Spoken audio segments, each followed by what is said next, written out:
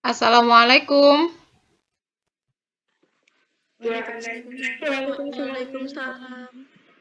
Terkait tugas kelompok yang pertumbuhan, bagaimana perkembangannya? Sudah ada perkembangan ataukah belum? Sudah ada, Bu. Sudah ada. Mungkin salah satu bisa menceritakan bagaimana pelaksanaan percobaan sederhananya. Berjalan dengan lancar. Berjalan dengan lancar. Monggo Mbak Fitri Pradina, Bu Caci pengen tahu ceritanya kelompoknya. Itu, Bu, kelompok saya itu yang di ruang terbuka itu tumbuhnya cuman sedikit. Terus yang di ruang tertutup itu tumbuh banyak, Bu. Itu untuk hari keberapa, Mbak? Bulan hari kepiro bulan?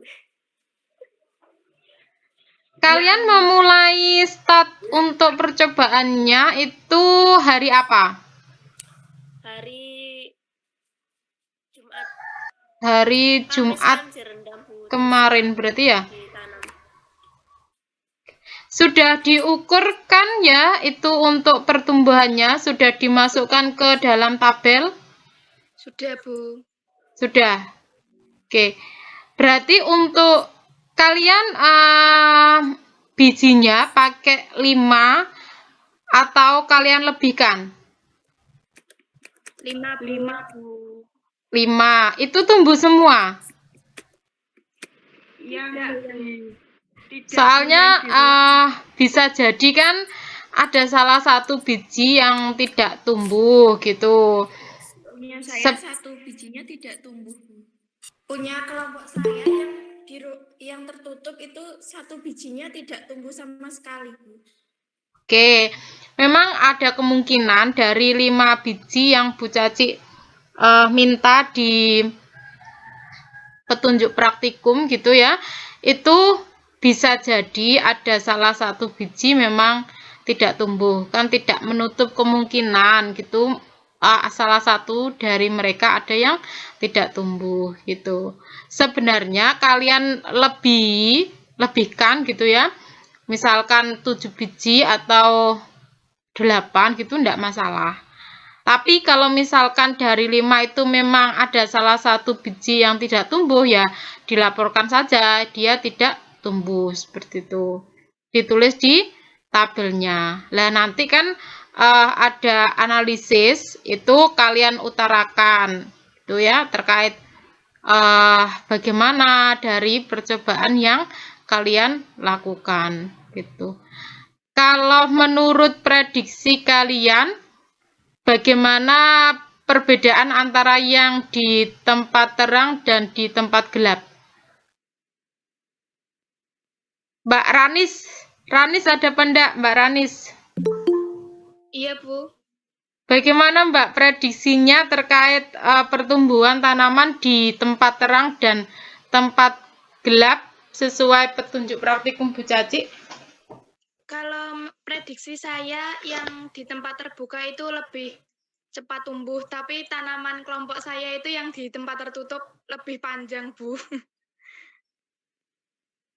Iya, berarti kenyataan yang sesuai dengan praktikum kalian yang di tempat tertutup itu lebih panjang, sedangkan yang di tempat terbuka kecil, begitu ya? Iya, Padahal Mbak Ranis memprediksikan yang di tempat tertutup itu tidak tumbuh, begitu Mbak? Bukan tidak tumbuh, tapi pertumbuhannya lebih cepat yang di ruang terbuka, Bu. Oh, menurut Mbaknya lebih cepat yang di ruang terbuka, gitu. Mungkin Nabila ada Panda ini. Nabila Azza. Ada, Bu. Ada. Kalau Mbak Nabila prediksinya bagaimana Mbak? Antara pertumbuhan tanaman di tempat terbuka dan tempat tertutup? Kalau prediksi saya itu pertumbuhan tercepatnya itu yang terbuka, Bu. Sama dengan Mbak Ranis berarti ya prediksinya? Iya, Bu, tapi punya kelompok saya yang terbuka itu ada 1 biji kecambah yang tidak tumbuh, Bu. Oke, bisa lebih keras Mbak Bu Caci, ndak dengar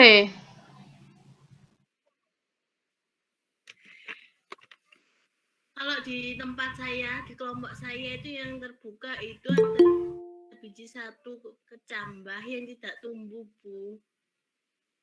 Oh, ya. Nanti bisa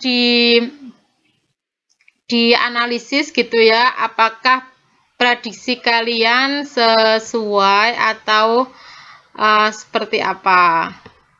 Nanti bisa dinyatakan di pembahasan saat laporan. Untuk deadline terakhir pengumpulan laporan kapan ya dari Bu Caci? Tanggal 8 dari Jumat. Tanggal 8, Bu. Hari tanggal 8.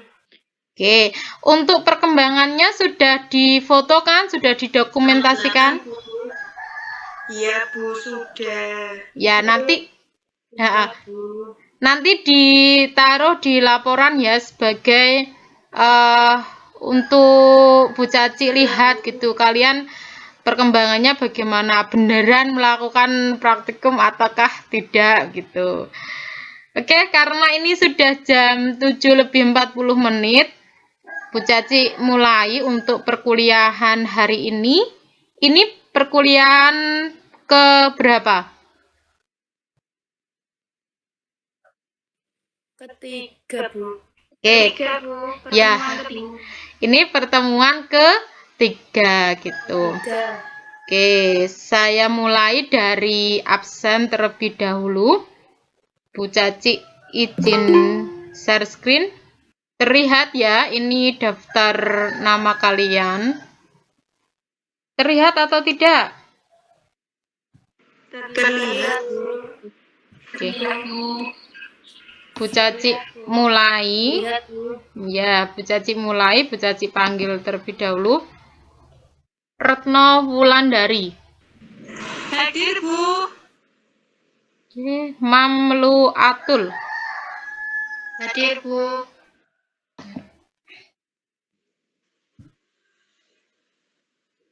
Aisyah. Aisyah mikrofonnya rusak, Bu. Mikrofonnya rusak, tapi hadir ya berarti. Iya, Bu. Dea. Hadir, Bu. Aisyah nanti mungkin bisa raise hand di kolom chat. Pramudita. Hadir, Bu. Arisa. Hadir, Bu. Siti Muzaroah. Hadir, Bu. Ica. Hadir, Bu. Geo. Hadir, Bu. Arfat. Alhamdulillah hadir, Bu. Nurul. Hadir, Bu. Ifatul. Hadir, Bu. Lulu. Hadir, Bu. Tribulan. Hadir, Bu. Indra. Bu. Indra. Hadir. Oke, hadir. Siti. Hadir, Bu. Delita. Hadir, Bu. Umi. Nila. Hadir, Bu. Zulfa. Hadir, Bu. Ranis. Hadir, Bu. Solihatun. Hadir. Solihatun.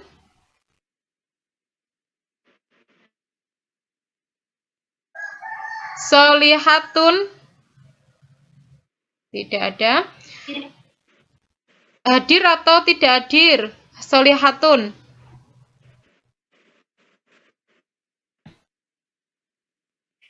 Dia.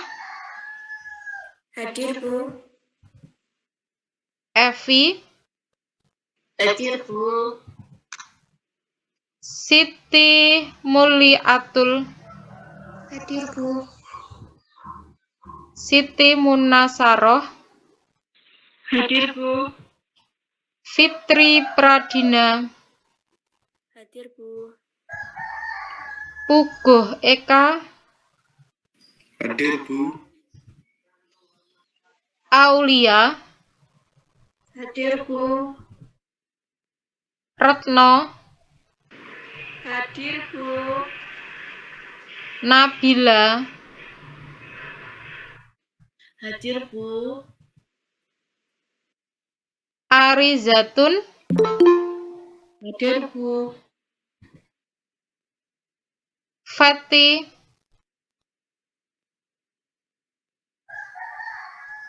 Liana.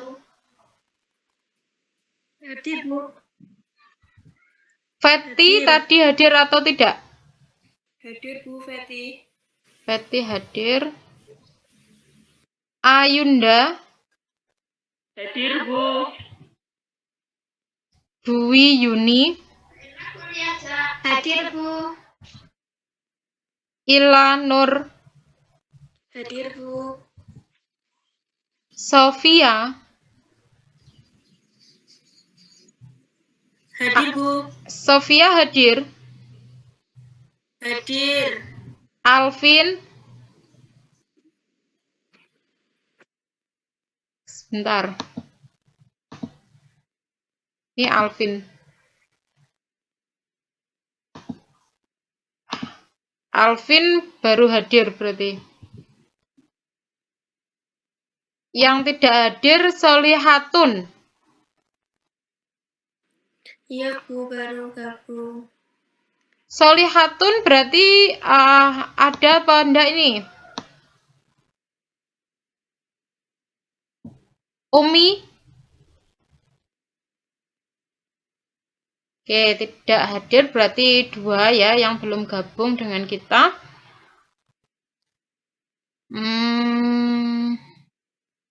Bu Caci mulai untuk materi hari ini.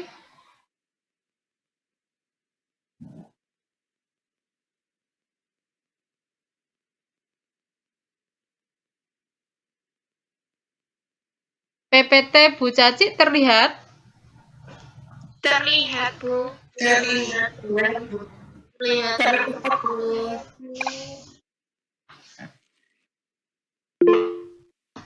Bentar, sepertinya ada yang hadir.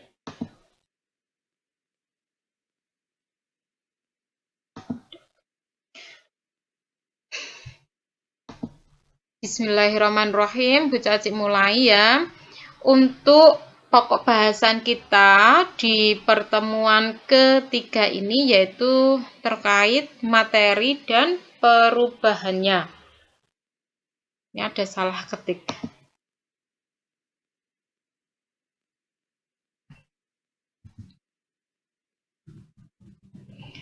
Di pokok bahasan kita adalah materi dan perubahannya. Tuh. Sebelumnya kita bahas dulu terkait definisi dari materi. Yang disebut dengan materi adalah sebagai segala sesuatu yang memiliki massa dan menempati ruang. Jadi syarat sesuatu disebut materi, dia harus memiliki massa, kemudian dia menempati ruang. Nah, untuk mengetahui apakah suatu materi telah mengalami perubahan atau tidak, maka kita harus memahami sifat-sifat dari suatu materi terlebih dahulu, gitu.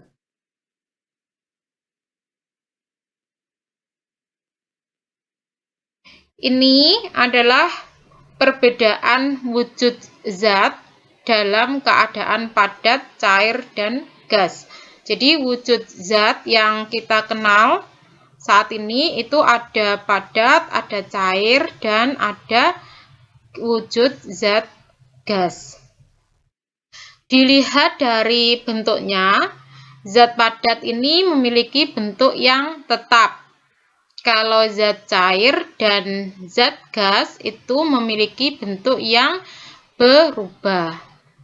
Kemudian dilihat dari volume, kalau zat padat itu tetap, zat cair itu volumenya juga tetap.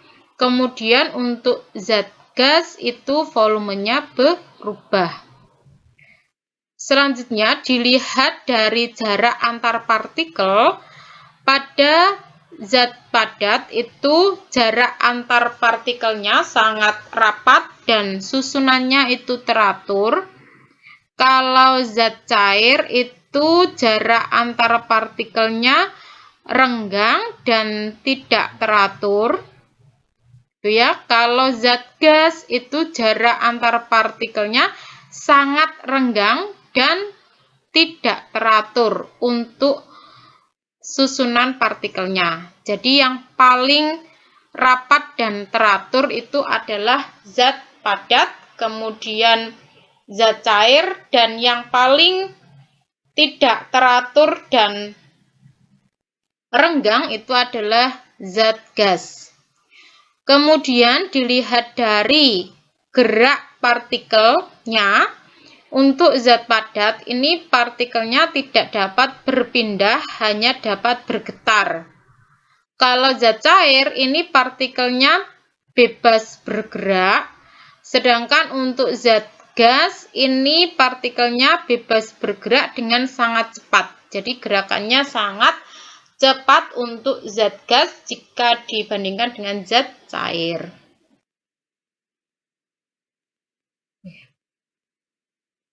Berikutnya, keberadaan partikel dalam suatu materi dapat diamati secara tidak langsung dengan melakukan proses difusi.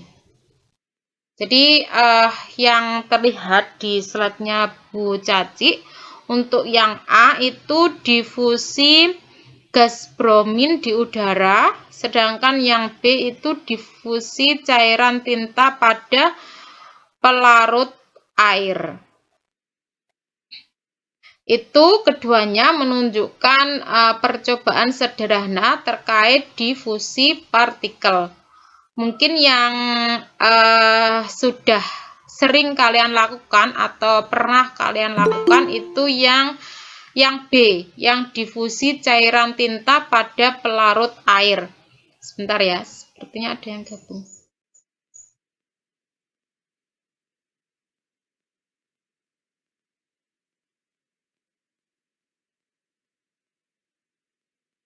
Bu Caci lanjutkan, PPT-nya masih terlihat.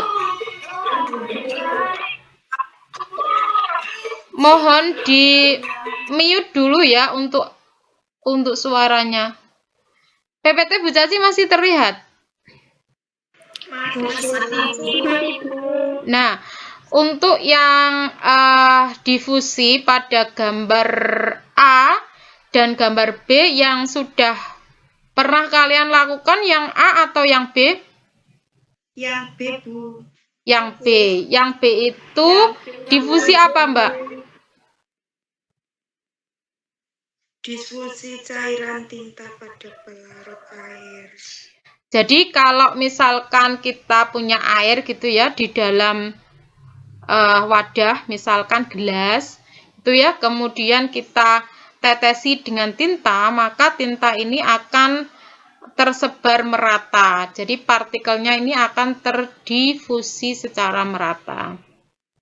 Kalau percobaan yang A itu difusi gas bromin di udara. Jadi ada tabung reaksi, kemudian diisi gas bromin gitu ya.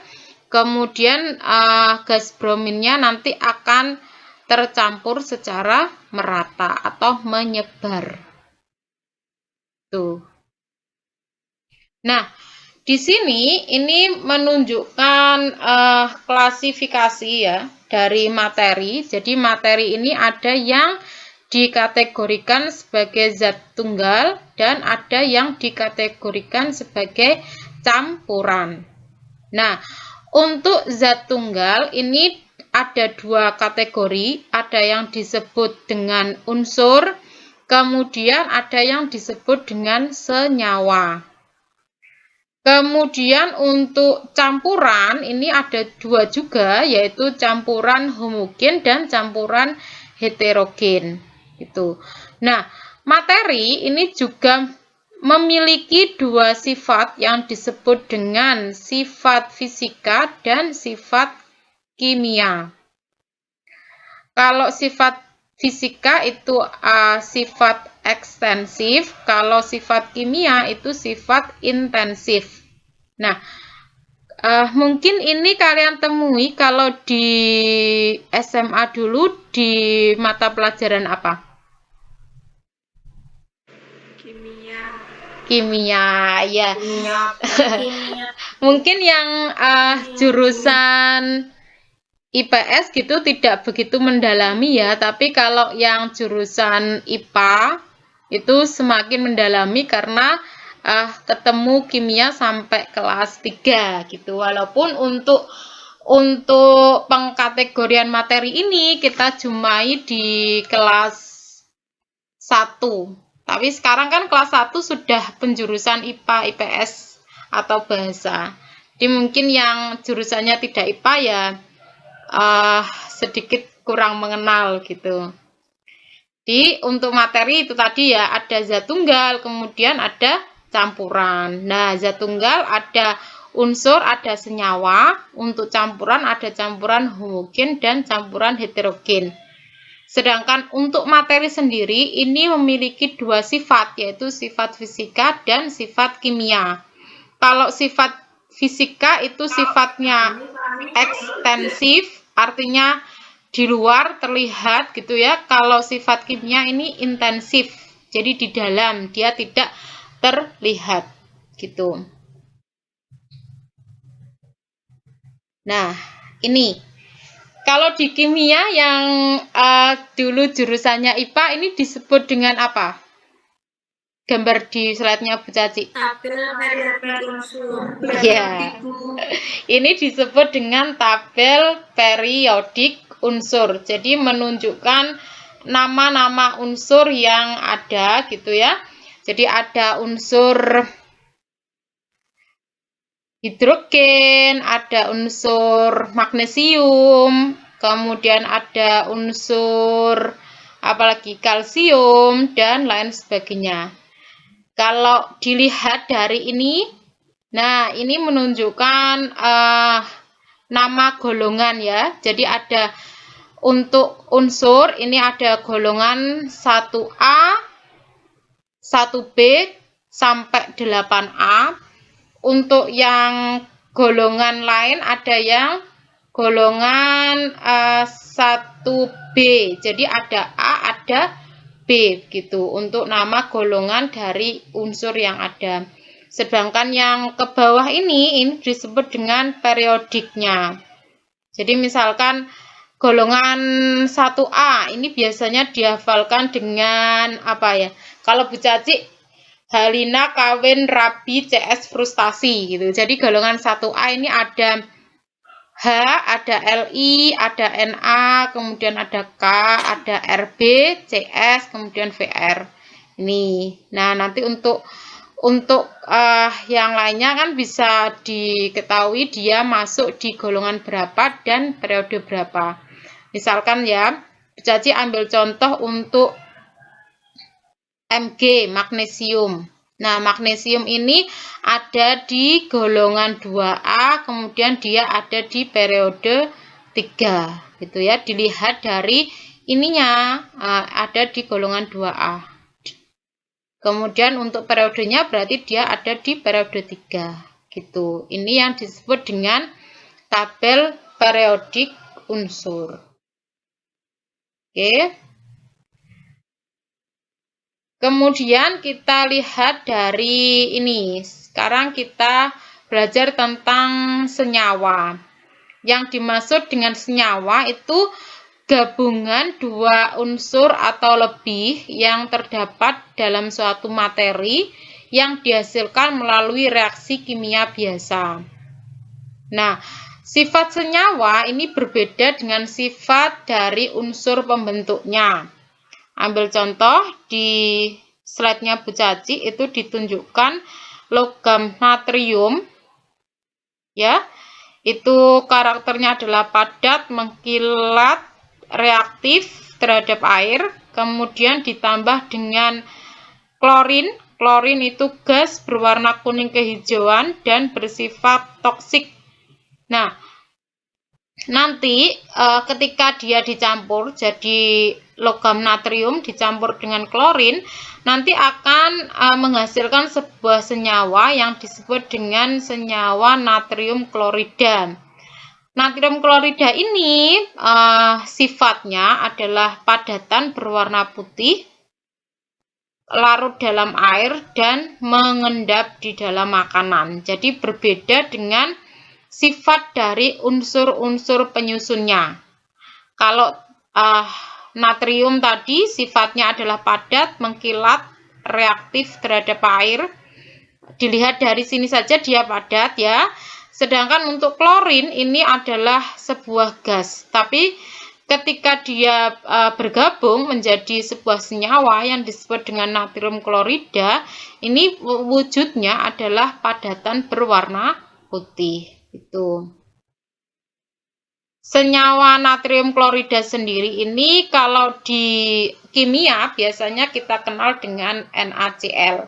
Jadi NaCl itu terbentuk dari unsur Na, Na itu natrium, dan Cl itu adalah klorin gitu. Kalau hasilnya disebut dengan NaCl.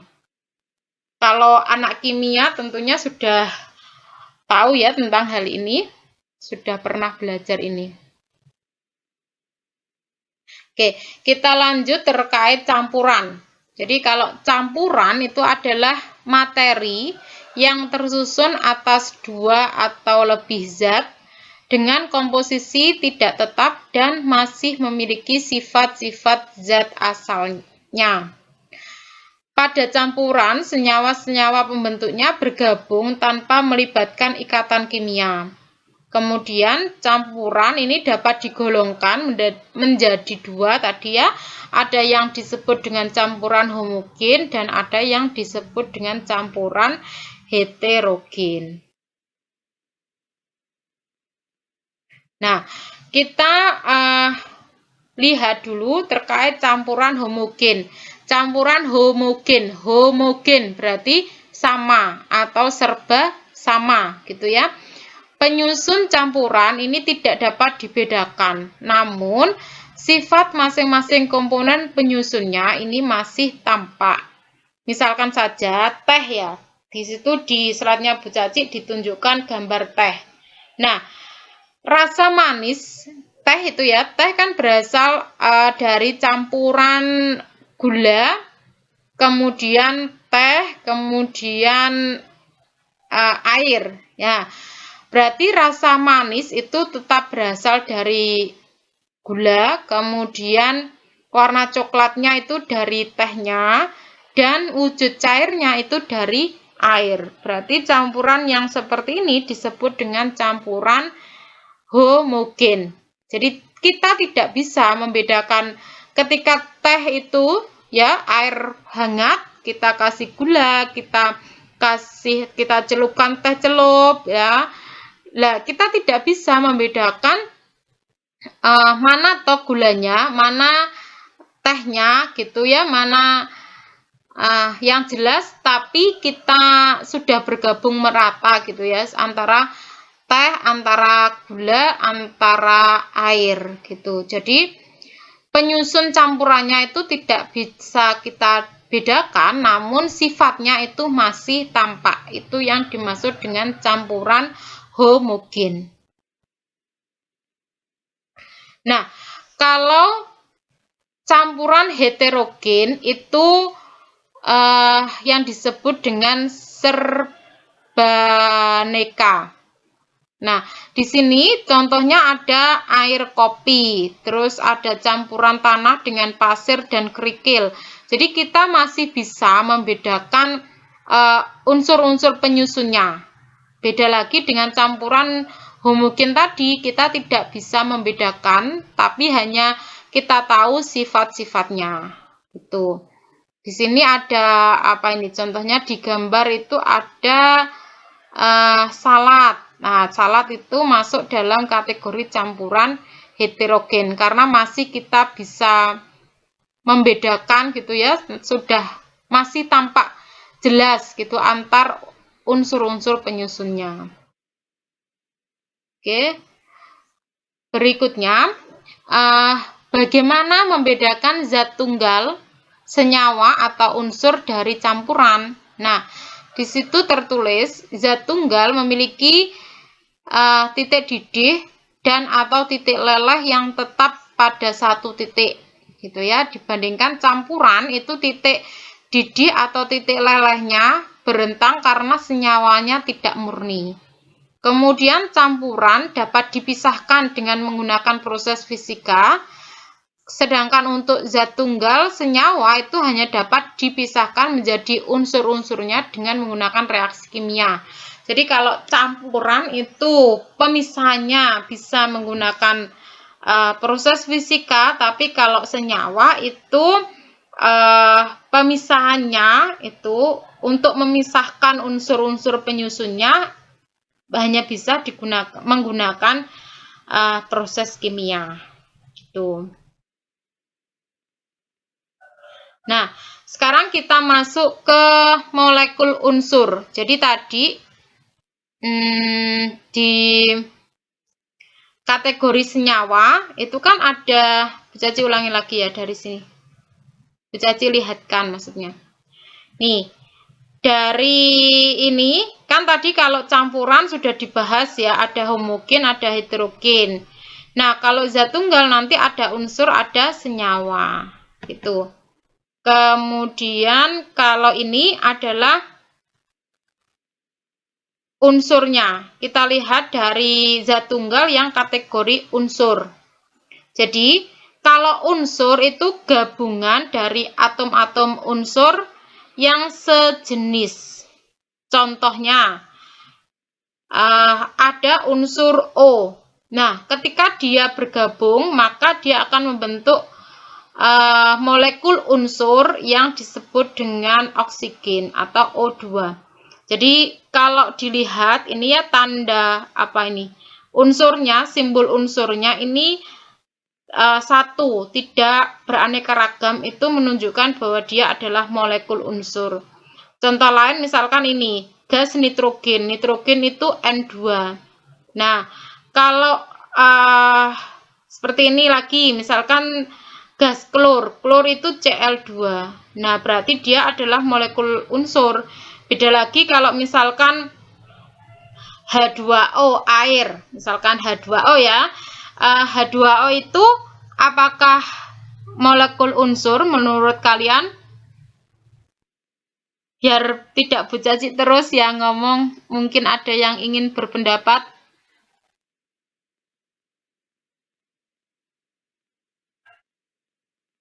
Halo? Senyawa, Bu. Oke, Mbak, siapa? Sebut nama Mbak? Renis.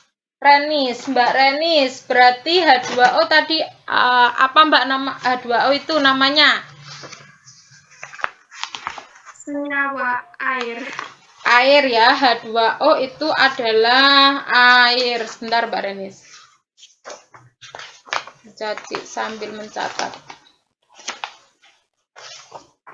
Mbak Renis NIM-nya berapa? Belakangnya 68, Bu. Nah, 68. Belakangnya. Iya, belakangnya 68. Air. Jadi H2O kan kita tahu bahwa H2O adalah air. Menurut Mbak Renis, H2O bukan unsur atau unsur? Molekul unsur atau bukan molekul unsur?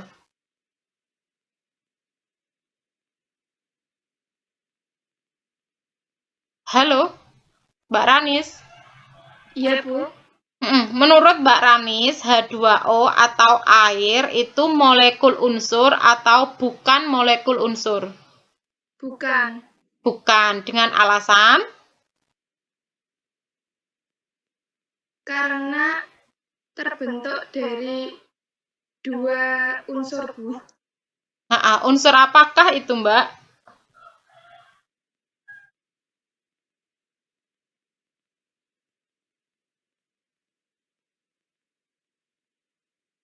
Terbentuk dari 2 unsur itu unsur apa, Mbak Ranis? Hidrogen dan oksigen. Iya, betul sekali. Jadi kalau H2O kita lihat dari rumus kimianya saja ya, atau rumus molekulnya saja, itu kan ada H2O, berarti ada 2 hidrogen dan oksigen. Oke, bisa dilanjutkan lagi. Ini ya, jadi kalau dia terbentuk dari unsur-unsur yang sejenis, maka dia disebut dengan molekul unsur. Sedangkan untuk molekul senyawa itu gabungan dari atom-atom unsur yang berbeda jenis. Yang Bu Caci contohkan tadi, yaitu H2O. Seperti yang dijawab oleh Mbak Ranis, bahwa H2O itu bukan molekul unsur, tapi dia masuk dalam molekul senyawa. Di sini contoh lainnya ada karbon dioksida CO2, berarti terbentuk dari unsur C karbon dan unsur O oksigen, gitu ya.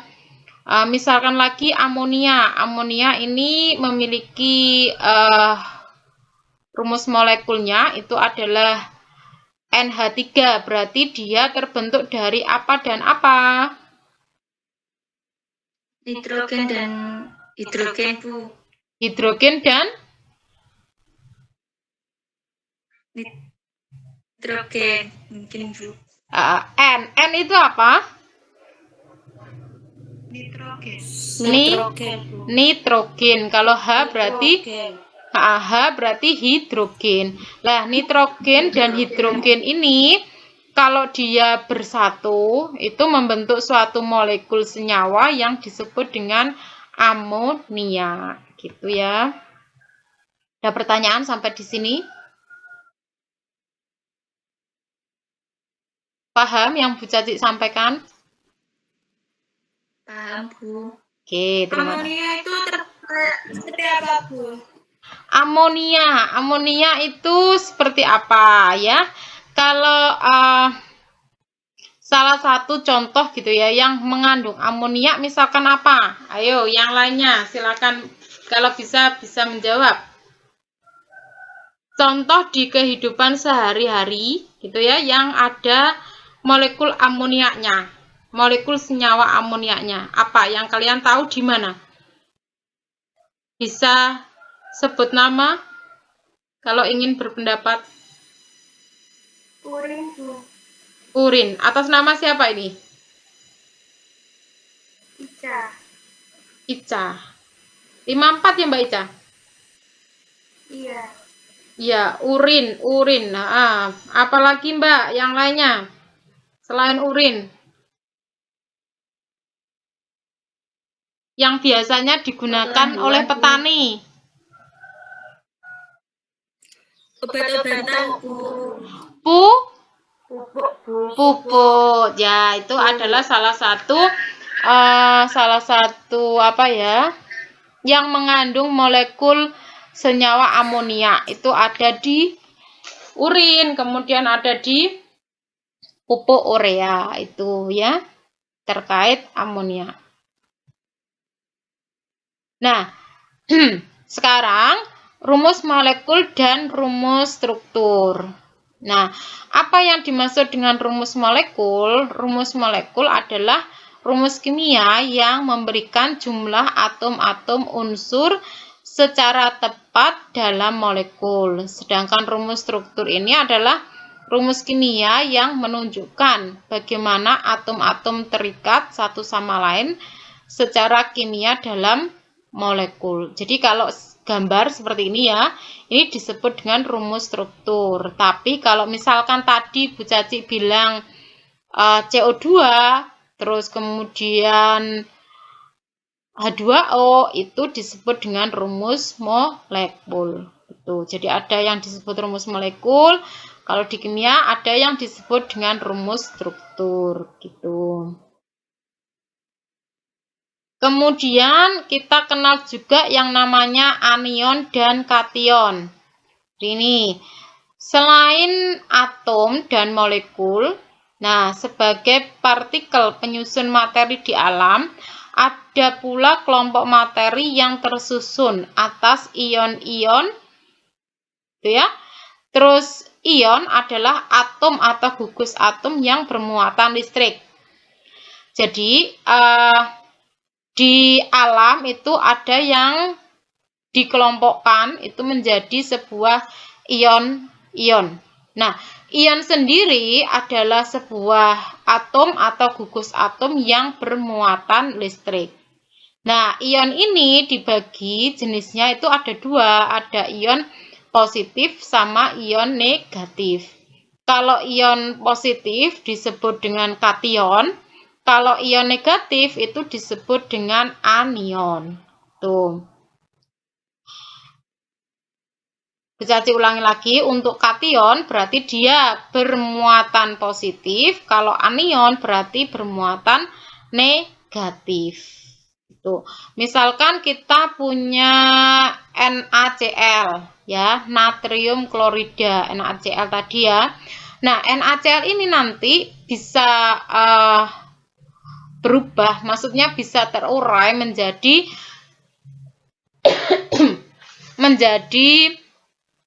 Na+ dan Cl- gitu ya. Nah, berarti dari NaCl kemudian menjadi Na+ dan Cl-, berarti yang bertindak sebagai anion siapa?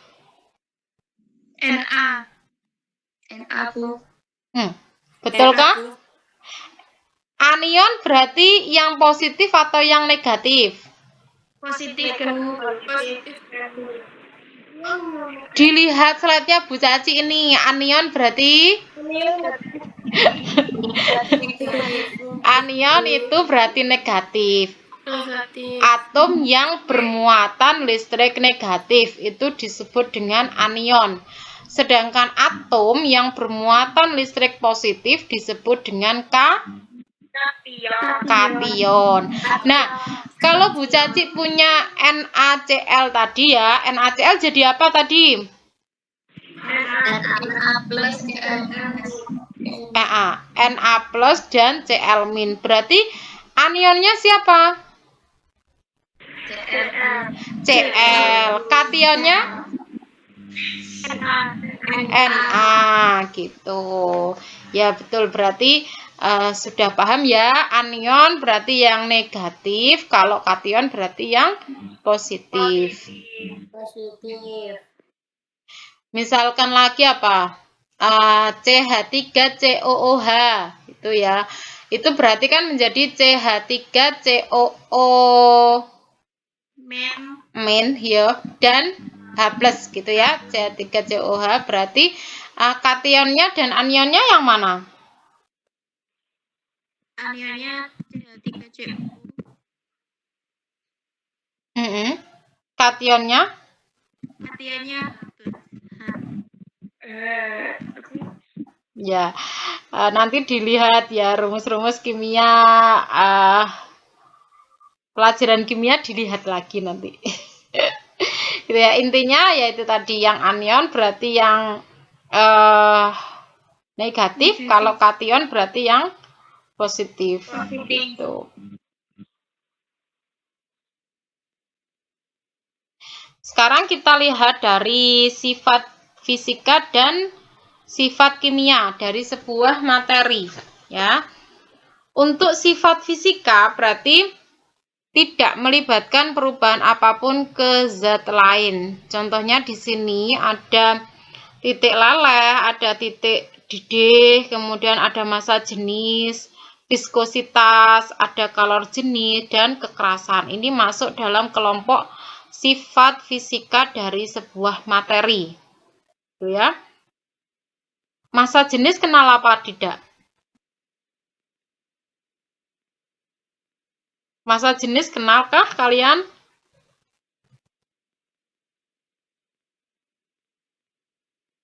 Yang tahu terkait massa jenis bisa sebut nama dan NIM. Apa toh massa jenis itu? Pengukuran massa setiap volume benda mungkin. Atas nama siapa ini? Sofia. NIM yang terakhir berapa, Mbak? Lupa aku bentar. Belum hafal ya? Sofia.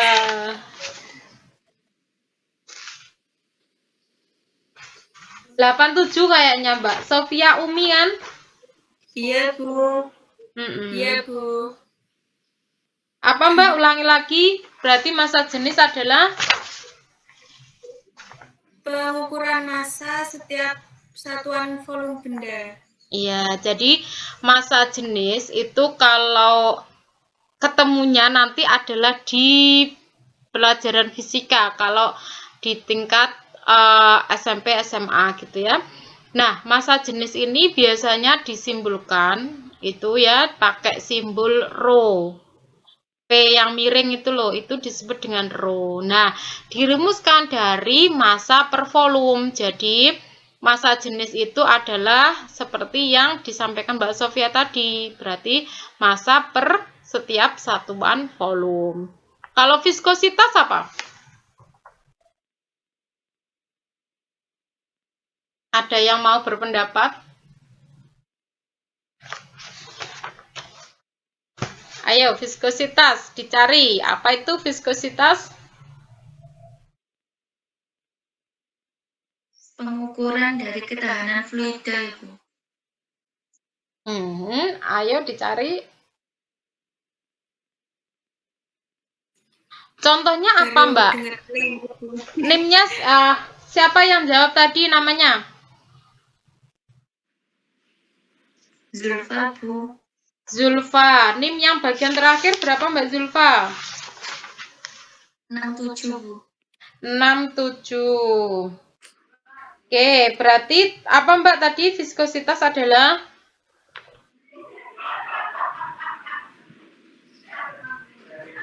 Ukuran dari ketahanan fluida yang diubah baik dengan tekanan maupun tegangan. Oke, berarti misalkan ya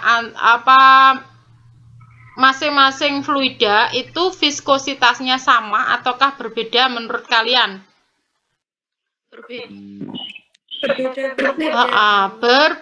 Jadi tiap-tiap fluida itu punya viskositasnya masing-masing gitu. Kalau kalor jenis itu disimbolkan kalau di fisika itu pakai C kecil. Nah, itu berhubungan dengan kalor gitu ya. Q kan sama dengan MC delta T, bisa M kali L.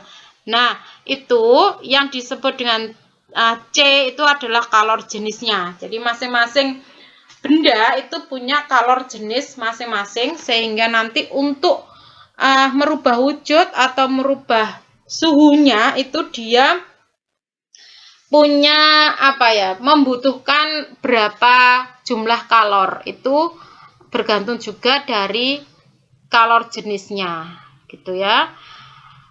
Itu yang dimaksud dengan perubahan fisika. Mohon maaf, itu yang dimaksud dengan sifat-sifat fisika. Jadi ada massa jenis, kalor jenis, viskositas, kekerasan, dan lain sebagainya. Nah, beda lagi dengan sifat kimia. Kalau sifat kimia itu adalah sifat yang menyebabkan zat tersebut berubah baik dengan sendirinya maupun ketika bereaksi dengan zat lain. Contohnya di situ ada kemudahan untuk terbakar, kemudian untuk mengalami proses perkaratan, kemudian kerentanan untuk mengalami pelapukan dan lain sebagainya. Jadi terbakar, kemudian berkarat, kemudian melapuk, itu merupakan hal-hal yang menunjukkan sifat kimia dari suatu zat. Gitu. Kemudian di sini ada perubahan materi dan energi. Perubahan pun kan ada dua ya, ada perubahan fisika, kemudian ada perubahan kimia. Nah, kalau untuk perubahan fisika itu nanti akan kita bahas lebih lanjut di pertemuan minggu depan gitu ya. Perubahan fisika terkait dengan perubahan wujud zat. Nah, perubahan fisika ini tidak terdapat perubahan pada komposisi karena yang berubah hanya fisiknya. Kemudian perubahan fisika ini terjadi ketika suatu zat itu mengalami perubahan pada sifat fisiknya saja, seperti yang Bu Caci katakan tadi, dan tidak pada komposisinya. Contohnya di sini ketika es meleleh. Disebut apa ketika es meleleh?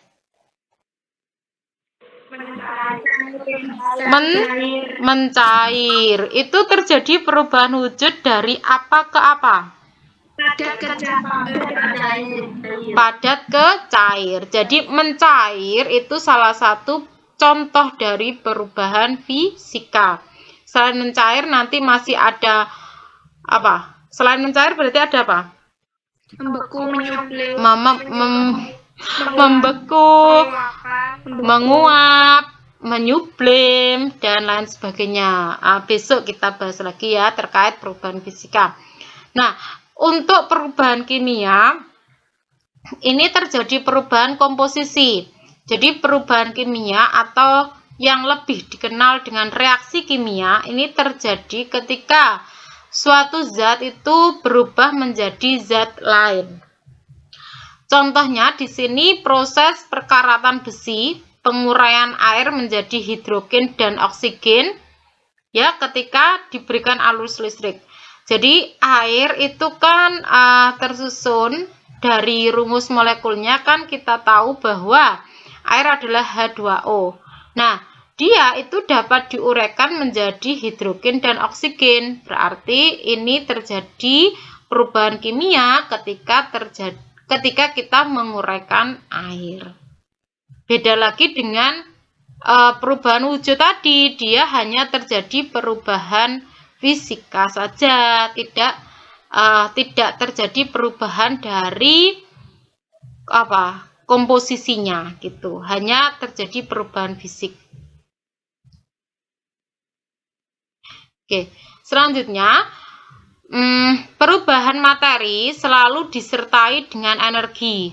Dalam proses biologis makhluk hidup ya, pemecahan makanan yang melibatkan enzim sebagai katalis ini secara jumlah bersih menghasilkan energi yang diperlukan tubuh untuk beraktivitas. Jadi ketika terjadi perubahan materi itu mesti diiringi dengan adanya perubahan energi. Ya, begitu ya. Jadi memisalkan kita pada pemecahan makanan gitu ya. Nah, nanti akan ada energi yang dihasilkan. Itu.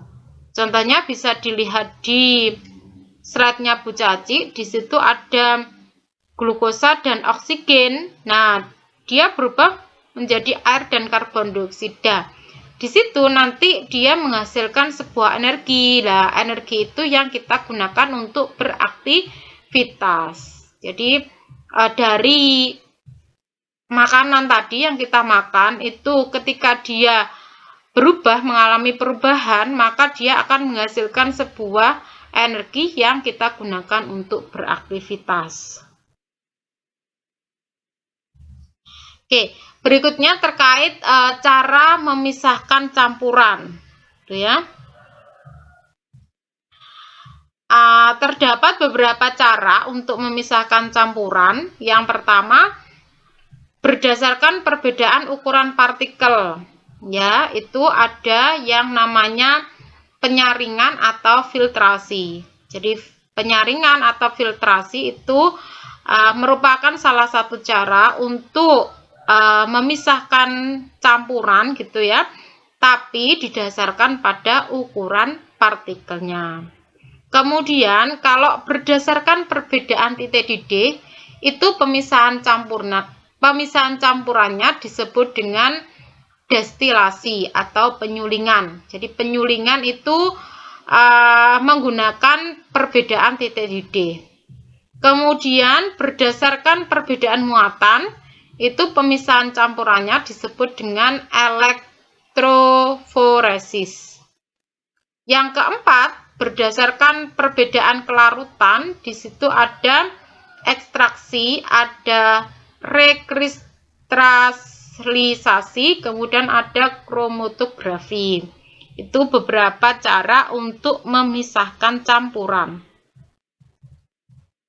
Kita lihat dari filtrasi.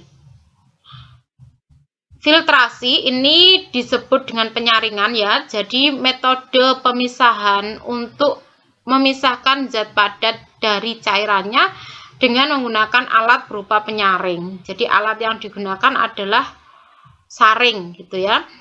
Cara pemisahan metode ini itu perbedaan ukuran partikel. Jadi seperti yang sudah dijelaskan pada slide sebelumnya, kalau filtrasi itu didasarkan pada perbedaan ukuran partikel.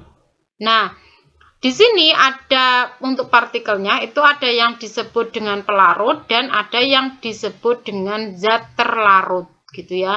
Jadi mereka dipisahkan dengan menggunakan saringan gitu. Kemudian cara pemisahan campuran yang kedua itu adalah sublimasi. Sublimasi itu metode pemisahan campuran dengan menguapkan zat padat tanpa melalui fase cair terlebih dahulu, sehingga kotoran yang tidak menyublim itu akan tertinggal. Contohnya di situ di slide-nya Bu Caci itu ada campuran kapur barus dan pasir, kemudian dia dipisahkan ya, ingin dipisahkan antara kapur barusnya dan pasirnya, kita panaskan, terus yang atasnya kita tutup, kita kasih es batu supaya nanti hasil penyublimannya menempel di bagian atas gitu ya. Kira-kira kapur barusnya atau pasirnya yang tertinggal di bawah menurut kalian? Pasir ya. Jadi ketika dipanaskan, campuran dari kapur barus dan pasir gitu ya, ketika dipanaskan nanti kapur barusnya itu akan ke atas gitu ya, jadi menempel di penutupnya yang bagian atas gitu. Yang pasirnya tertinggal di bawah. Itu pemisahan campuran dengan cara sublimasi. Berikutnya pemisahan campuran dengan cara kristalisasi. Kristalisasi itu metode pemisahan untuk memperoleh zat padat yang terlarut dalam suatu larutan. Kemudian dasar dari metode ini adalah kelarutan bahan dalam suatu pelarut dan perbedaan titik beku. Jadi kalau kristalisasi nanti perbedaan titik beku, gitu ya. Kemudian ada destilasi. Dasar pemisahannya untuk destilasi ini adalah perbedaan titik beku. Saya ulangi lagi. Kalau destilasi ini dasar pemisahannya adalah perbedaan titik didih. Ya, kalau kristalisasi tadi adalah perbedaan titik beku. Nah, destilasi ini adalah metode pemisahan untuk memperoleh suatu bahan yang berwujud cair yang terkotori oleh zat padat atau bahan lain yang titik didihnya berbeda. Jadi dasarnya dia itu adalah titik didih. Nah, ketika misalkan ada satu campuran dipanaskan, kemudian yang titik didihnya lebih duluan gitu, nanti otomatis dia akan terpisah dengan komponen yang lainnya. Itu disebut dengan destilasi. Berikutnya adalah ekstraksi. Ekstraksi itu metode pemisahan dengan melarutkan bahan campuran dalam pelarut yang sesuai. Untuk dasar pemisahannya ini adalah kelarutan dalam pelarut tertentu. Tuh.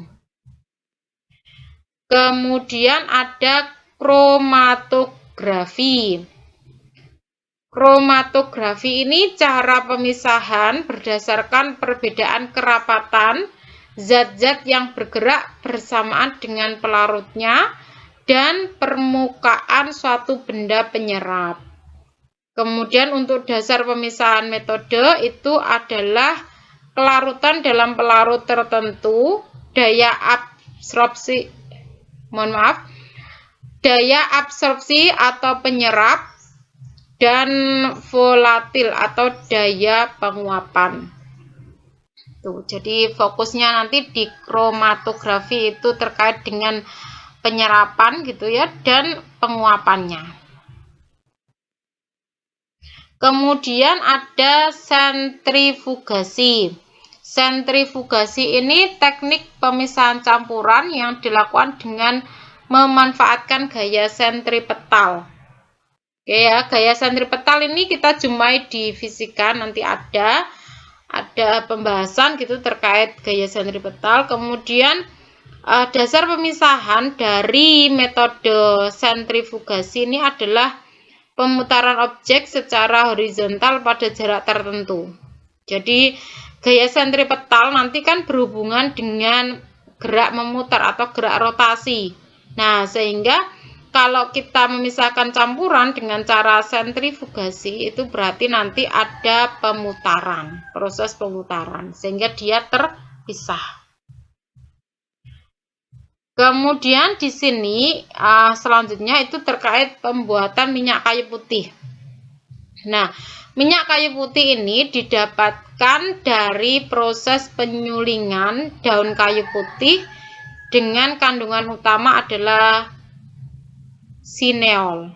Jadi ada tumbuhan kayu putih gitu ya, itu nanti akan dilakukan penyulingan sehingga dia hasil sulingnya itu berupa cairan yang disebut dengan minyak kayu putih. Gitu. Nah, ini untuk pembuatannya, pembuatan dari minyak kayu putih, proses ekstraksi minyak kayu putih dari daun kayu putih itu dengan cara 1. Penguapan minyak dari daun, kemudian ada kondensasi, kemudian pemisahan antara komponen minyak dan air yang diperoleh dari semua bahan cair yang diperoleh dalam proses kondensasi. Jadi daunnya tadi loh, daun dari tumbuhan tadi itu dihaluskan, diuapkan, dikasih cairan tentunya gitu ya.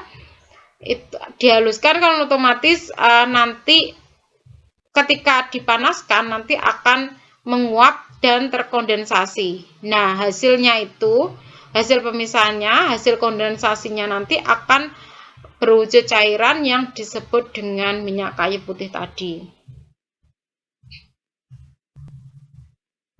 Ini untuk pembuatan minyak kayu putih alurnya. Jadi dari tanaman kayu putih itu diambil gitu ya, dipetik, kemudian pengisian daun ke tadi alat yang bentuknya tabung tadi atau disebut dengan kettle, kemudian penyulingan, kemudian pemisahan dengan air. Nah, di situ dikasih air tentunya, kemudian disaring kotorannya gitu, diambil. Kemudian yang dari kondensasinya tadi nanti akan membentuk minyak kayu putih seperti itu. Sekian yang dari Bu Caci terkait materi atau pokok bahasan pada pertemuan ketiga ini. Ada pertanyaan? Monggo silakan bertanya. Ada yang ingin disampaikan? Bu Caci persilahkan. Arisa ada apa enggak? Ada, Bu. Oke, Mbak Arisa monggo disampaikan apa yang Mbak Arisa dapatkan dari pembahasan hari ini. Halo Mbak Arisa. Ya, Bu. Pembahasan hari ini membahas tentang materi, senyawa, massa jenis,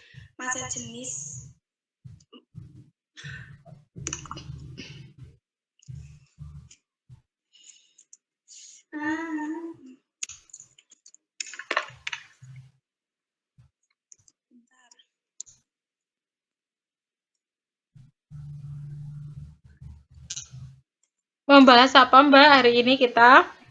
tentang materi, senyawa, massa jenis, campuran. Campuran ada dua, yaitu campuran homogen atau serba sama. Yang contoh dari campuran homogen adalah teh. Misalnya teh terdiri dari rasa manis, dari gula, warna coklat merah itu dari teh, dan wujud cair dari air.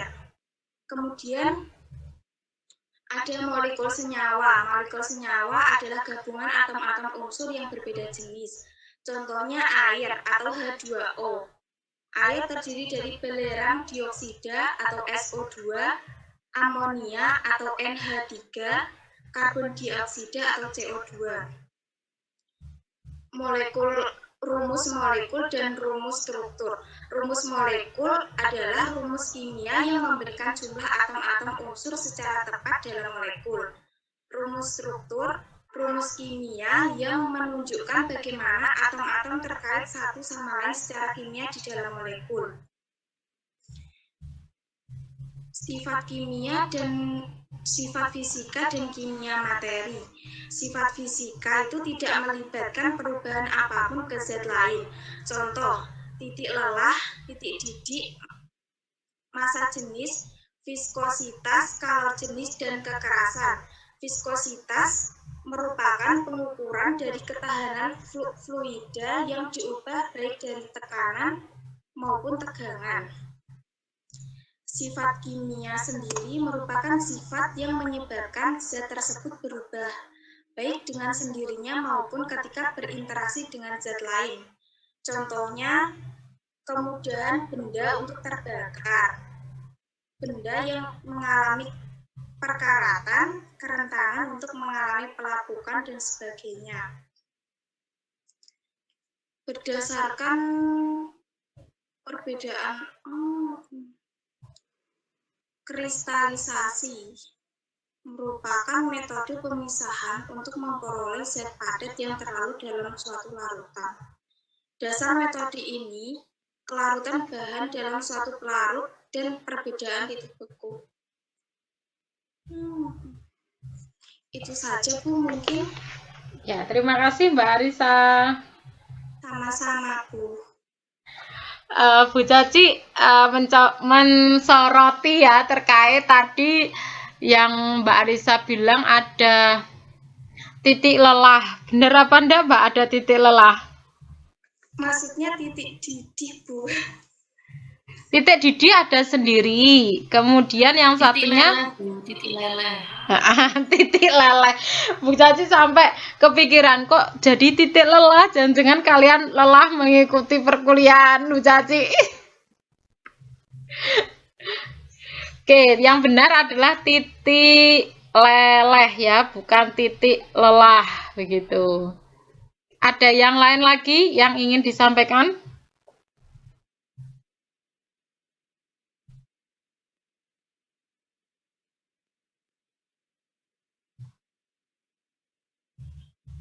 Alvin Jihan, ada pendak?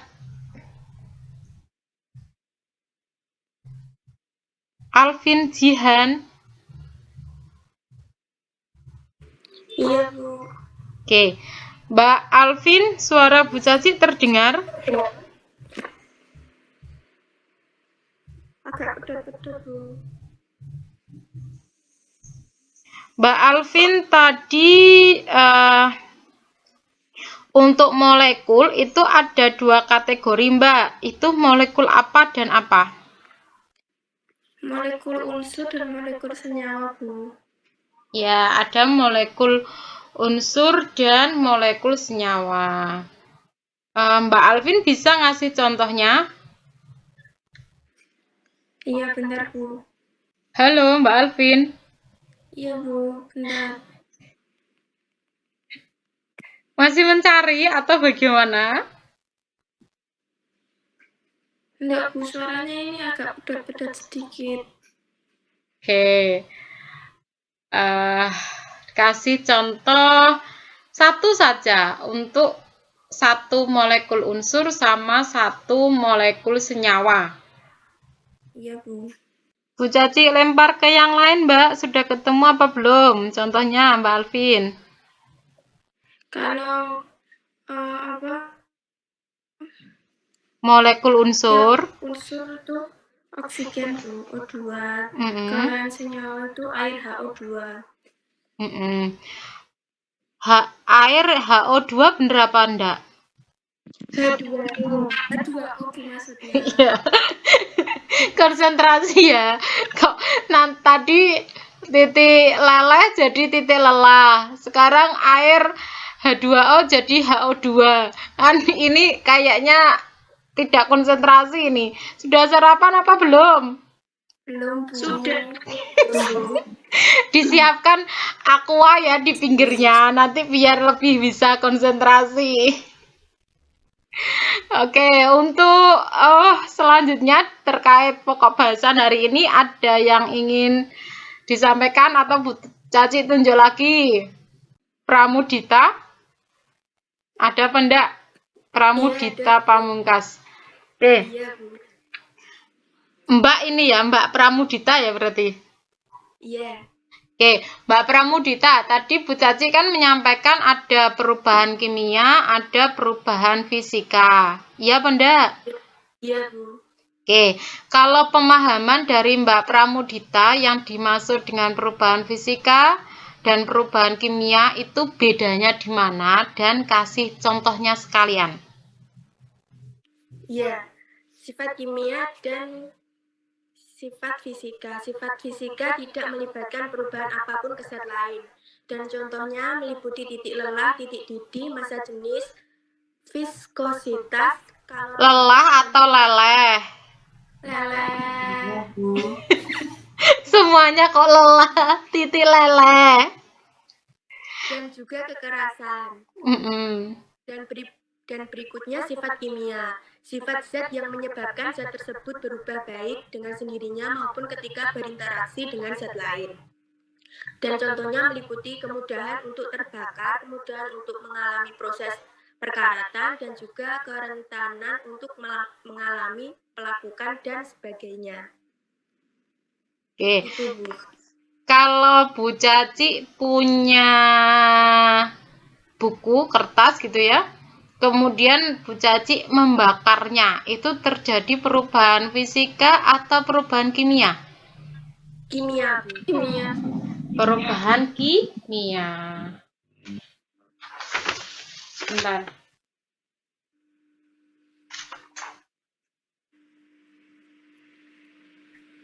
Kalau misalkan lagi kita punya nasi, ya, nasi 2 hari itu kemudian dia basi. Berarti itu terjadi perubahan apa? Kimia. Perubahan fisika atau perubahan kimia? Perubahan kimia. Kimia, Bu. Oke, Mbak Siti Muzaroah. Ada apa enggak? Ada, Bu. Oke, Tapi Mbak. agak susah sinyalnya, Bu, soalnya pakai WiFi. Bagaimana, Mbak? Iya, Bu, ada. Tapi agak susah sinyalnya pakai WiFi. Suara Bu Caci terdengar? Terdengar, Bu. Tapi agak pedot-pedot. Oke. nasi yang menjadi basi, Mbak, itu masuk perubahan fisika atau perubahan kimia? Kalau menurut Mbak Siti Muzaroah. Apa, Bu? Nasi yang membasi. Nasi yang sudah basi menjadi basi. Kimia, Bu. Oke, perubahan kimia. Dengan alasan apa, Mbak?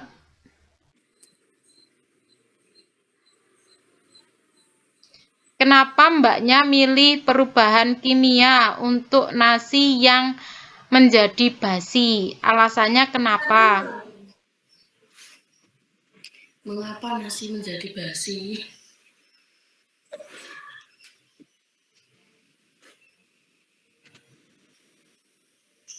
Nyala iki lho.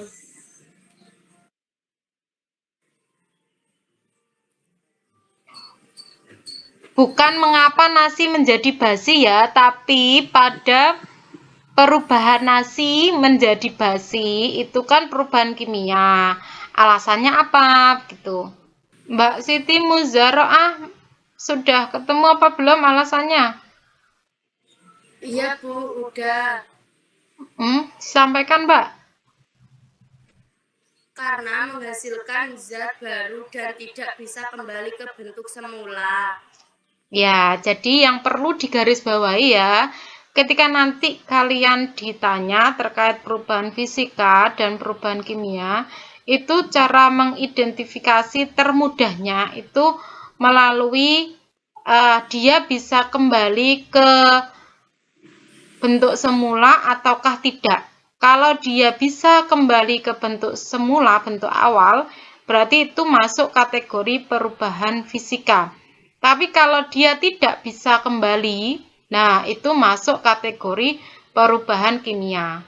Bu Caci ambil contoh misalkan es batu tadi ya, es batu yang dipanaskan kan nanti akan mencair, akan berubah menjadi air. Nah, itu masuk kategori perubahan fisika. Kenapa? Karena ketika nanti sudah menjadi air dari padat es batu, nah menjadi air cair, gitu ya. Nah, ketika dia di freezerkan lagi, nanti yang air tadi akan berubah kembali menjadi es batu. Begitu, berarti perubahan dari padat ke cair, kemudian cair ke padat lagi, kan bisa kembali lagi, itu disebut dengan perubahan fisika, bisa kembali. Tapi kalau tidak bisa kembali ke bentuk asalnya, itu berarti kategori perubahan kimia. Contohnya adalah nasi yang menjadi basi itu tadi. Nasi yang sudah basi berarti kan tidak bisa kembali lagi menjadi nasi yang tidak basi ya. Berarti dia kategori perubahan kimia seperti itu. Bisa dipahami? Bisa. Oke. Terkait tadi Bu Caci menyampaikan ada yang Bu Caci katakan sebagai anion dan kation. Terdengar enggak tadi? Ingat enggak terkait kation dan anion? Ingat. Kation dan anion itu bagian dari atau jenis atau klasifikasi dari ion. Jadi ion itu ada kation, ada anion. Nah, ion sendiri itu apa? Kalau dari penyampaian Bu Caci tadi. Yang bisa silahkan menjawab.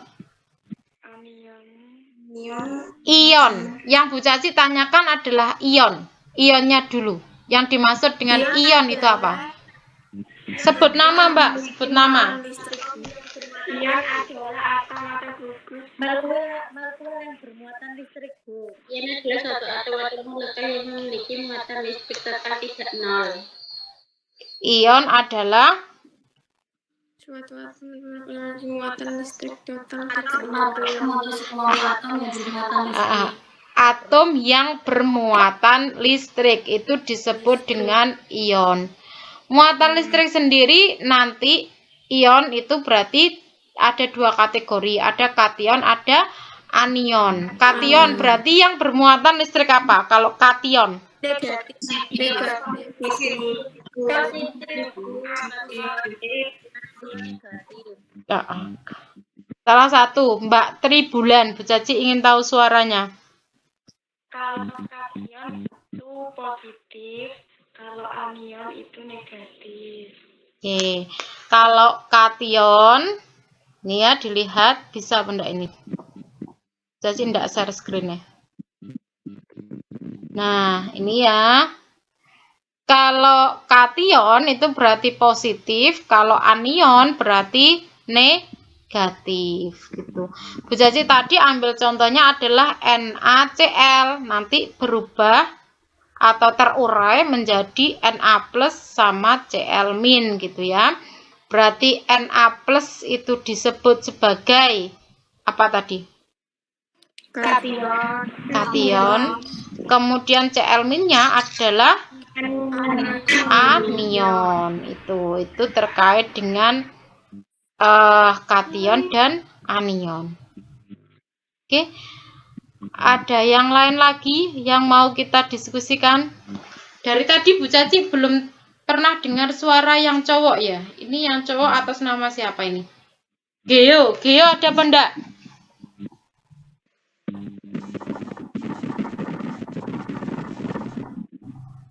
Geo.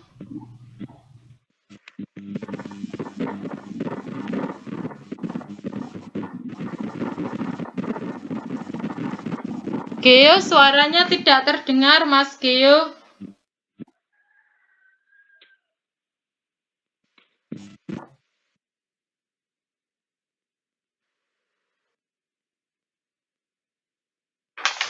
Siapa lagi yang cowok ini?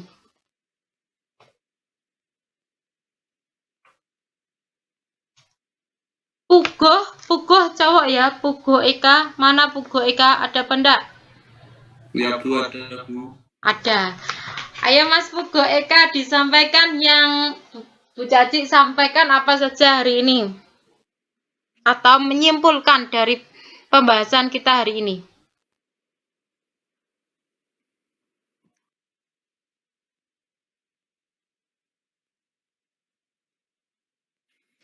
Ya, menyampaikan mengenai unsur-unsur kimia sama perubahan.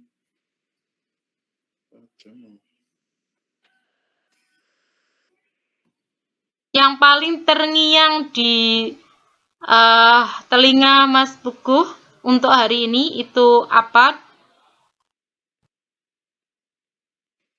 Contoh-contoh molekul sama sifat molekul itu sama rumus kimia molekul itu senyawa. Contoh-contoh molekul. Untuk molekul sendiri kategorinya tadi ada berapa, Mas? Ada dua Bu, molekul unsur sama molekul senyawa. Ya, ada molekul unsur, ada molekul senyawa. Kalau terkait dengan pemisahan campuran, tadi kalau penyaringan disebut dengan apa, Mas?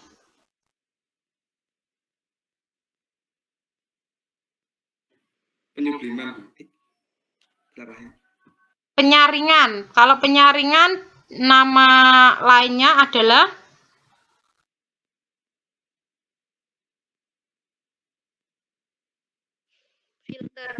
Filtrasi Bu. ya, filtrasi. Filtrasi ini didasarkan pada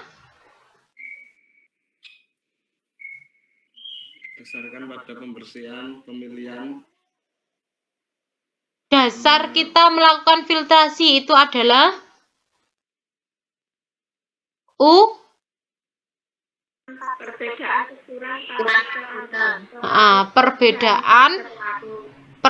perbedaan ukuran partikel. Jadi kalau filtrasi itu didasarkan pada perbedaan ukuran partikel. Nah, kalau yang lainnya bisa dipelajari ya. Kalau terkait dengan gaya sentripetal tadi pemisahan campuran dengan cara apa tadi? Kalau yang diputer, yang dasarnya adalah sentripetal tadi loh. Pemisahan campuran secara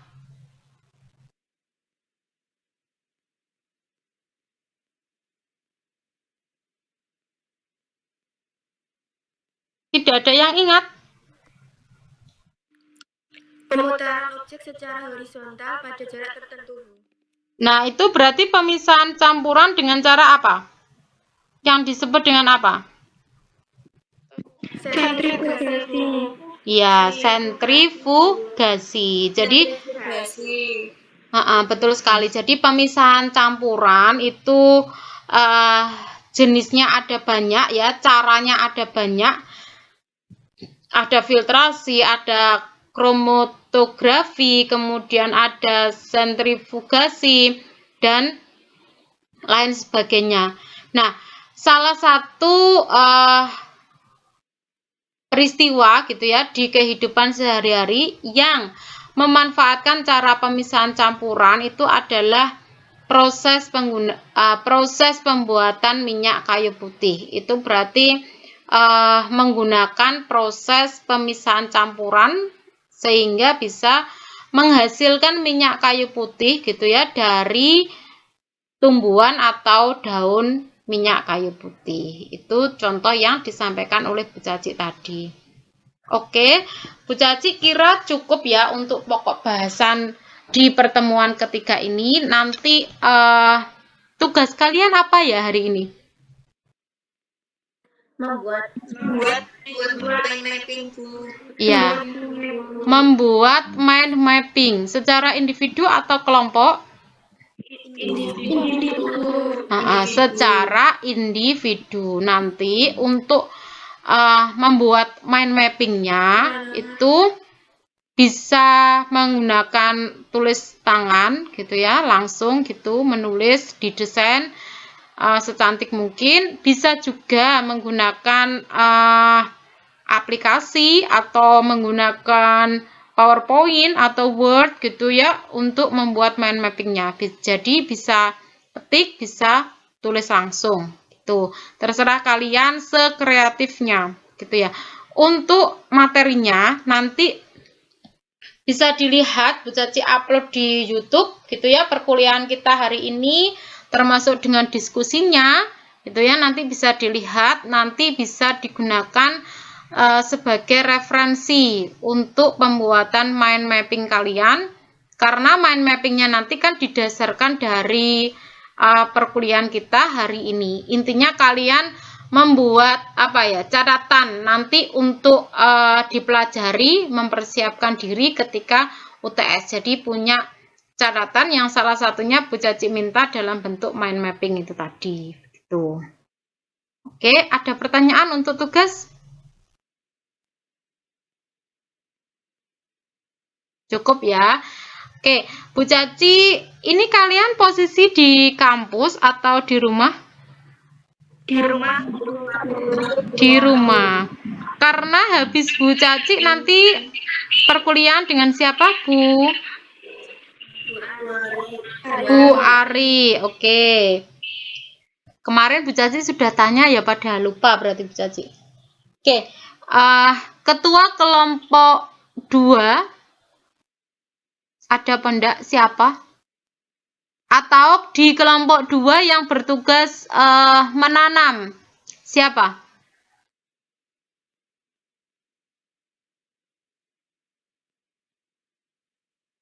Kelompok 2 mana suaranya? Ya, Bu. Iya.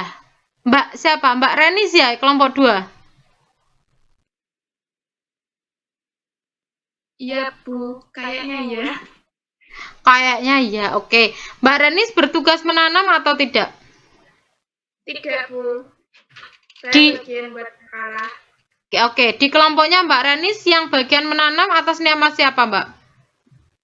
Saya Arizatul Nisa, Iva Maula, sama Ica. Yang menanam semuanya? Tidak satu orang? 2 orang, tapi yang satu dikerjakan berdua. Jadi yang mengerjakan 3 gitu loh, Bu. Tidak paham Bu Caci. Yang satu dikerjakan berdua, yang mengerjakan 3, maksudnya bagaimana? Jadi kan ada yang rumahnya berdekatan. kalian itu mengerjakan satu tanaman yang terbuka, yang satunya mengerjakan sendiri tanaman tertutup. Oh, gitu. Yang mengerjakan tanaman terbuka atas nama siapa, Mbak Renis? Ica. Ica. Ica mana suaranya, Ica? Iya, Bu. Ica. Ica, Bu Caci minta di-share screen-kan terkait yang sudah difoto dokumentasinya. Bisa share screen tuh ya? Gimana, Bu? Mbak Ica kan sudah memfoto tuh ya, sudah punya foto dokumentasi untuk percobaan kelompok kalian. Nah, Bu Caci ingin lihat dokumentasinya. Boleh tuh ya, bisa di-share screen. Di-share screen di Google Meet ini biar dilihat oleh semuanya termasuk Bu Caci. Fotonya saja, Bu. Iya, fotonya saja. Saya Tentunya saja, Bu. Oke. Mbak Ranis juga punya ya? Punya dokumentasinya ya? Iya, dikumpulkan di saya fotonya. Oke, sip. Monggo Mbak Ranis di-share screen yang di tempat tertutup dan yang di tempat terbuka. Bagaimana pertumbuhannya? Ya, Bu, sebentar.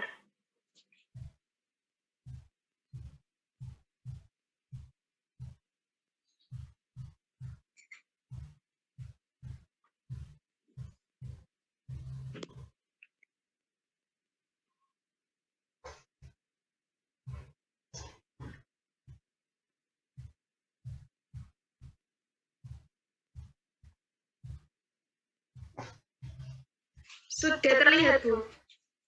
Sudah terlihat tapi belum foto, Mbak. Masih Sudah, Bu. ya, foto ini. Yang mana, Mbak? Ini yang terbuka, Bu. Ini yang terbuka berapa hari, Mbak itu? Hari keberapa? 5. 5 hari. Bagus ya? Ya, Bu. Daunnya berwarna hijau. Kalau di tempat tertutup? Ini, Bu. Wah, bagus mana berarti? Bagus di tempat tertutup. Loh, tertutup ini berapa hari? Sama, Bu. Masa ini dengan tadi bagus yang ini, Mbak? Iya, Bu, sama. Kayaknya bagus yang terbuka, Bu. Maksudnya Bu Caci, yang terbuka tadi loh, yang sebelumnya dengan yang tertutup ini loh, bagus mana? Kalau pertumbuhannya itu bagus yang terbuka, soalnya batangnya itu tegak. Tapi kalau untuk panjangnya lebih panjang yang tertutup. Nah, apakah bagus itu hanya dilihat dari panjangnya saja? Tidak, Bu, dari pertumbuhannya. Kalau dari daunnya bagaimana? Bagus yang mana? Bagus yang terbuka, Bu. Kalau yang tertutup warnanya apa? Agak kuning juga gitu, Bu. Lah, itu yang di tempat tertutup itu kita sebut dengan kutilang. Tinggi langsing. Tumbuhannya berarti kutilang gitu ya. Kalau lihat toh yang di tempat terbuka apa ya, keker gitu loh, Mbak. Daunnya juga hijau. Kemudian dia juga kuat gitu batangnya ya. Nah, seperti itu. Nanti bisa dideskripsikan gitu ya terkait di pembahasan. Kemudian jangan lupa untuk di keterangannya bisa diceritakan tambahan itu loh, di kolom yang terakhir kan ada keterangan. Nah, itu daunnya bagaimana, batangnya bagaimana gitu ya, itu diceritakan. Kan yang diukur hanya tinggi batang saja. Tapi untuk terkait warna daun, kemudian bentuk batangnya kuat atau tidak, itu kan bisa dimasukkan ke kolom keterangan. Terima kasih untuk kelompok 2. Kelompok 5. Ada apa enggak? Kelompok 5 siapa? Saya, Bu. Dia Fariska. Kelompok 5 ya, Mbak. Mbak Dia punya dokumentasi sudah apa belum? Ada, Bu. Oke, bisa di-share screen, Mbak, terkait dokumentasi kelompoknya. Iya, Bu, sebentar.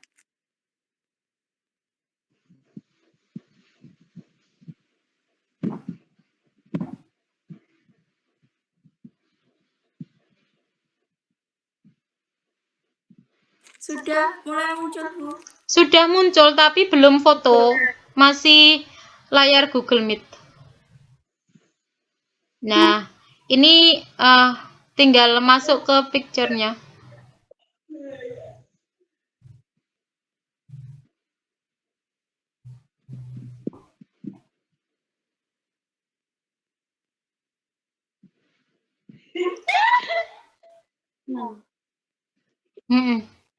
Tadi kelompoknya Mbak Ranis tadi sampai hari kelima ya. Ini hari keberapa Mbak Dia?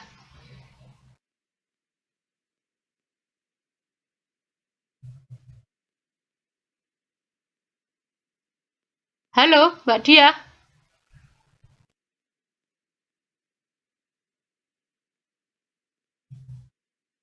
Halo.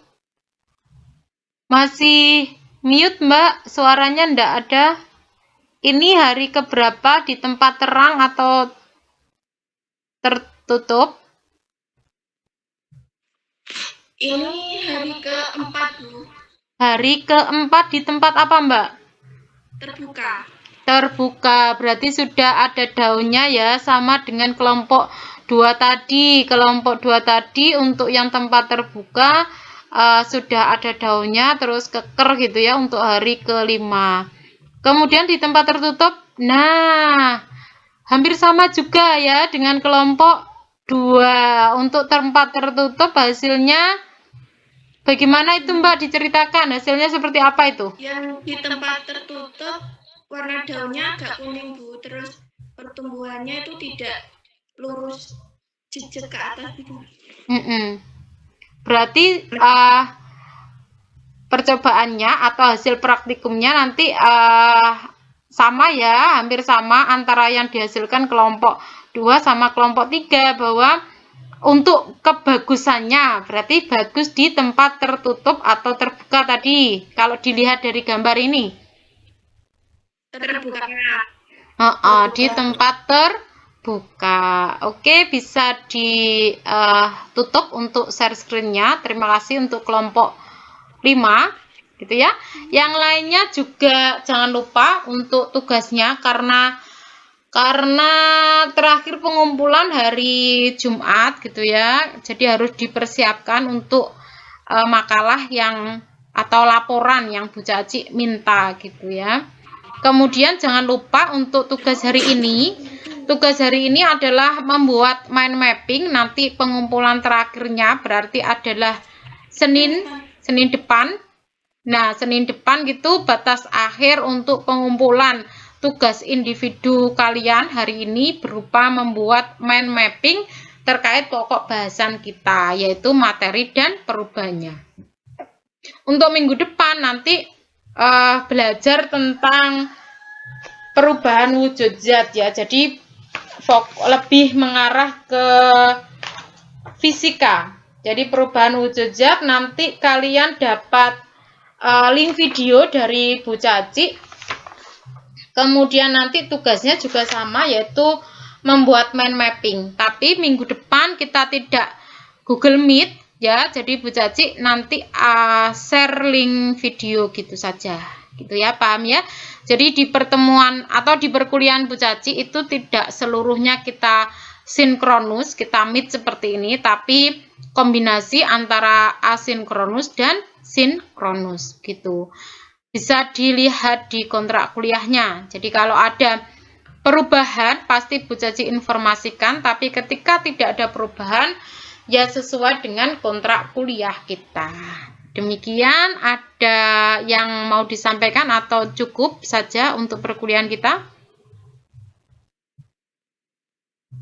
Oke, kalau tidak ada yang mau didiskusikan lagi, berarti kita sudahi ya perkuliahan kita untuk hari ini.